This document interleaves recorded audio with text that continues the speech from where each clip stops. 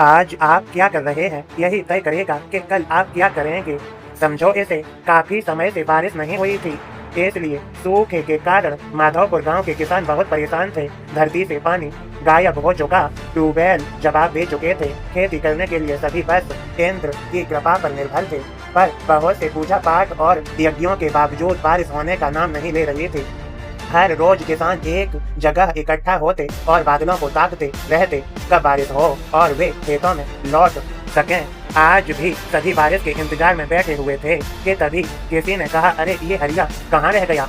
2-3 दिन से वो आ नहीं रहा, कहीं मेहनत मजदूरी के लिए शहर तो नहीं चला गया। बात हंसी में टल गई, पर जब अगले 2-3 दिन हरिया और दिखाई नहीं दिया तो सभी उसके घर पहुंचे। उसके बेटे से पूछा, बेटा तेरे बाबूजी कहाँ हैं? हरिया के बेटे ने कहा, बाबूजी खेत पर गए हैं, खेत में काम करने। सभी को बड़ा आश्चर्य हुआ कि हरिया ऐसा कैसे कर सकता है, लगता है इस गर्मी में हरिया पागल हो गया है। किसी ने चुटकी ली और सभी ठहाके मार के हंसने लगे, लेकिन सबके अंदर कौतूहल था कि हरिया खेत में क्या कर रहा होगा और सभी उसे देखने के लिए चल पड़े। उन्होंने देखा कि हरिया खेत में गड्ढा खोद रहा था। अरे हरिया, ये तू क्या कर रहा है? कुछ नहीं, बस बारिश होने की तैयारी कर रहा हूँ। जहाँ बड़े बड़े जतन करने से बारिश नहीं हुई, वहाँ तेरा ये गड्ढा खोदने का टोटका कहाँ काम आने वाला?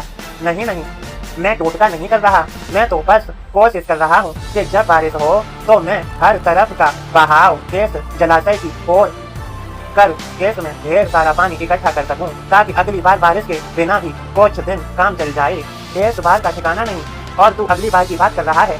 महीनों बीत गए और एक बूंद नहीं टपकी आसमान से। ये बेकार की मेहनत में समय बर्बाद मत कर, चल हमारे साथ वापस चल। लेकिन हरिया ने उनकी बात अनसुनी कर दी और कुछ दिनों में अपना जलाशय तैयार कर लिया। ऐसे ही कई दिन और बीत गए, पर बारिश नहीं हुई। फिर एक दिन अचानक ही रात में बादलों के घरघराहट सुनाई दी, बिजली चमकने लगी और बारिश होने लगी। मिट्टी की भीनी भीनी खुशबू सारे इलाके में फैल गई। किसानों के चेहरे खिल उठे। सभी सोचने लगे कि बस अब उनके बुरे दिन खत्म हो जाएंगे। लेकिन ये क्या, कुछ देर बरसने के बाद बारिश थम गई और किसानों की खुशी भी जाती रही। अगली सुबह सब खेतों का जायजा लेने पहुंचे। मिट्टी बस ऊपर से गीली हो चुकी थी। ऐसे में खेत की जुताई शुरू तो हो सकती थी, लेकिन सिंचाई के लिए और भी पानी की जरूरत पड़ती। किसान मायूस हो अपने घरों को लौट गए। दूसरी तरफ हरिया भी अपने खेत पहुंचा और लबालब भरे छोटे से जलाशय को देखकर खुश हो गया।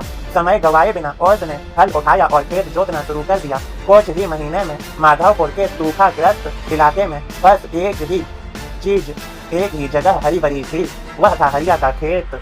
मेरे सभी बच्चों, समझो, जब कंडीशंस सही न हो तो ऐसे में अधिकतर लोग बस उसके सही होने का इंतजार करते रहते हैं और उसे लेकर परेशान रहते हैं। जबकि करना ये चाहिए कि खुद को उस वक्त के लिए तैयार रखना चाहिए जब परिस्थितियाँ बदलेंगी, जब सूखा खत्म होगा, जब बारिश आएगी। क्योंकि ये प्रकृति का नियम है, दिन के बाद रात, रात के बाद दिन आना ही आना है। आपका या किसी का बुरा वक्त हमेशा के लिए नहीं रहने वाला। चीजें बदलती हैं, चीजें बदलेंगी, लेकिन क्या आप उस बदलाव का फायदा उठाने के लिए खुद को तैयार कर रहे हैं? क्या आप रोजगार के अवसर आने पर उन्हें झपटने के लिए तैयारी कर रहे हैं, या बस उनके न होने का रोना रो रहे हैं? क्या एक्टिंग, सिंगिंग या डांसिंग का कोई मौका मिलने पर आप उसके लिए जी तोड़ मेहनत कर रहे हैं, या बस कंडीशंस न होने की अपनी बदनसीबी जाहिर कर रहे हैं? बस इतना समझ लीजिए कि आज आप क्या कर रहे हैं यही तय करेगा कि कल आप क्या करेंगे। इसलिए अगर असफल लोगों की भीड़ का हिस्सा नहीं बल्कि मुट्ठी भर कामयाब लोगों के ग्रुप का पार्ट बनना चाहते हैं तो इस आज को अपना बनाइए, उठाइए अपने औजार और तैयारी करिए। लहलहाती फसल की बारिश बस होने की वाली है। मेरे सभी बच्चों, समझ लीजिए, खुश रहिए और इस संदेश को ज़्यादा से ज़्यादा शेयर करिए। आप सभी को मेरी कृपा भरा आशीर्वाद। सबका मालिक एक।